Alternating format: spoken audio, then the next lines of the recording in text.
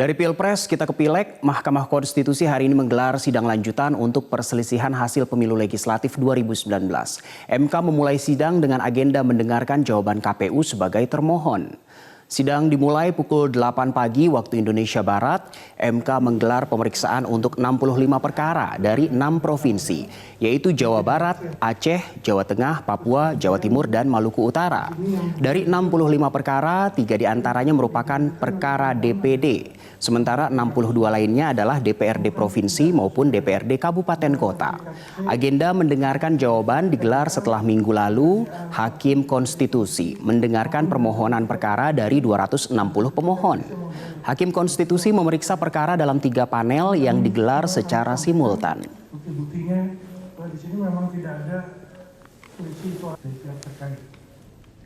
Untuk petitumnya yang aku yang sudah menyampaikan melalui kuasanya.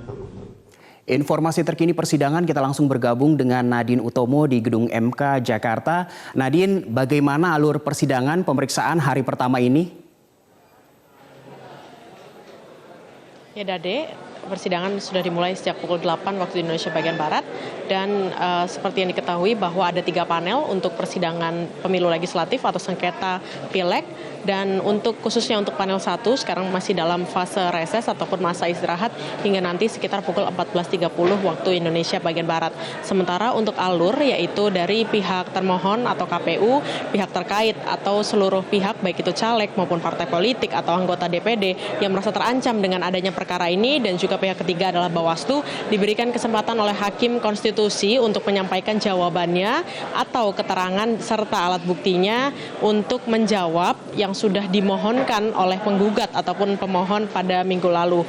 Dan untuk hari ini kami memantau sejak pagi tadi bahwa untuk penyampaian jawaban maupun keterangan ini dilakukan secara bergilir, mulai dari pihak termohon atau KPU atau kuasa hukumnya, lalu kemudian dari pihak terkait. Ini perlu diketahui bahwa tidak semua kasus ini memiliki pihak terkait, karena pihak terkait ini bisa diajukan oleh pihak yang merasa keberatan ataupun merasa terancam dengan adanya sengketa tersebut. Dan kemudian Bawaslu atau melalui kuasa hukumnya. Sementara itu kita lihat bahwa persidangan sudah dimulai, ini artinya adalah fasenya sudah memasuki fase kedua, karena fase pertama yaitu adalah membacakan permohonan oleh dari pihak pemohon sudah selesai dan kemudian MK ini memiliki waktu 30 hari kerja sejak seluruh sengketa atau 260 perkara masuk dalam buku registrasi perkara konstitusi atau BRPK hingga sampai dalam pemutusan atau pembacaan putusan pemilu legislatif atau sengketa Pileg 2019.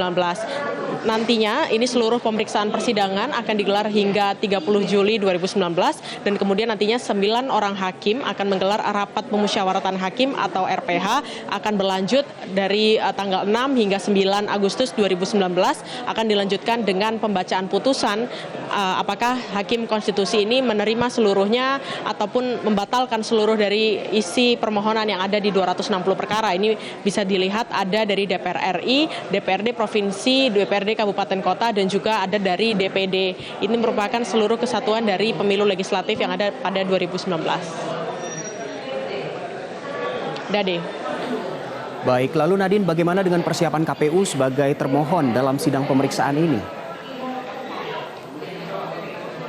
Dade, KPU sebagai pihak termohon ini sudah terbiasa melakukan sebuah sistem untuk menjawab seluruh sengketa yang akan dihadirkan dalam persidangan. Contohnya, hari ini, hari Senin, KPU sudah memberikan jawaban dan juga alat buktinya terakhir pada hari Kamis lalu karena diberi waktu oleh Mahkamah Konstitusi 2 hari kerja sebelum sidang dimulai. Jadi artinya ketika sidang dimulai pada hari Senin, maka hari Kamis atau 2 hari kerja sebelumnya, KPU sudah harus memberikan jawaban terlebih dahulu secara tertulis kepada Mahkamah Konstitusi. Dan ini juga disertai dengan alat bukti yang harus sudah diverifikasi.